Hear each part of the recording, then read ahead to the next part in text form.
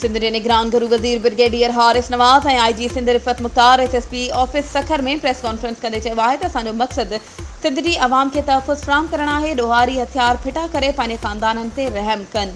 क़बीलाई झड़नि जा ज़िम्मेवार उतां जा सरदार आहिनि। गुरू वज़ीर चयो त रेंजर्स पुलिस सां गॾु कार्रवाइयूं करे रहिया आहियूं।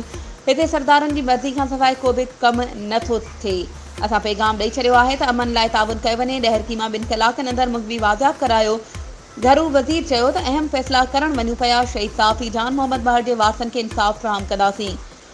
मुकमल ॼाण वठी ऑपरेशन कंदासीं। औरतुनि ॿारनि जो ख़्यालु रखियो वेंदो। हुन चयो त असां तमामु पुलिस ऑफिसर्स खे तब्दील कयो आहे। शहीद जान मोहम्मद बहर जे कातिलनि खे कटहरे में आंदो वेंदो। IG सिंध रिफ़त मुख़्तार चयो त हेस्को सेप्को खसारे जो शिकार आहिनि। उन करे पुलिस कार्रवाइयूं करे पई। उन मौक़े ते DIG ऐं SSP इरफान समो मौजूदु हुआ।